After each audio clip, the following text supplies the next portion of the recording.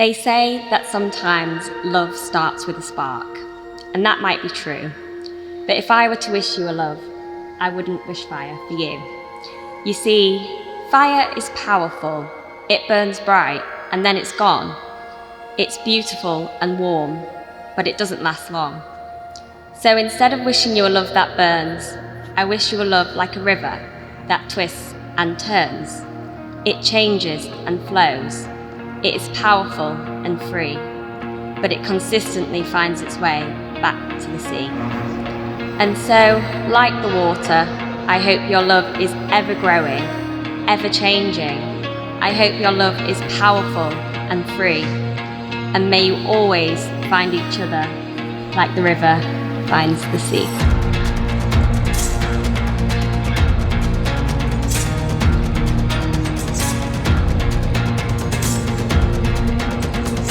Welcome to the cathedral, welcome to this glorious occasion, this wedding service for Emily and Lewis. We're here to celebrate the love they have found for each other and to make sure that by the end of this service they're properly, legally, truly married. You guys have always been the perfect example of love. I think we can all take a lot from both of you.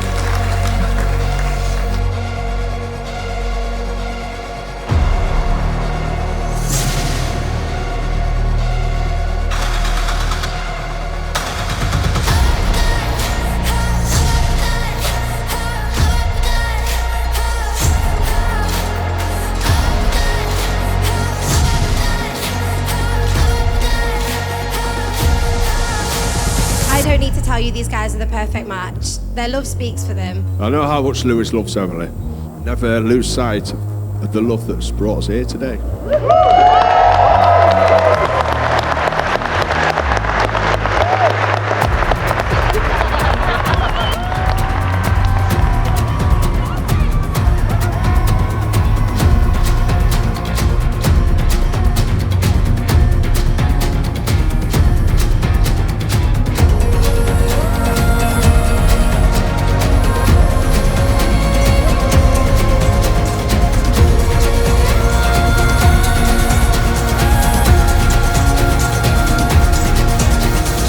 Waiting for the helicopter.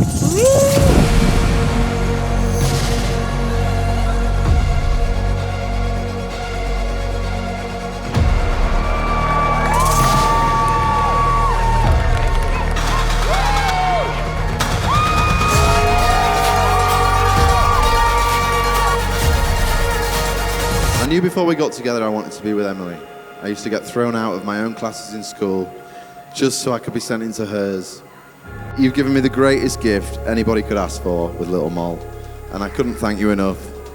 You're the best mother I could ever wish my child to have. Kind, generous, thoughtful, and you always put others before yourself, and I love you for that. Exactly the traits that attracted me to you in the first place, also the fact you're absolutely stunning.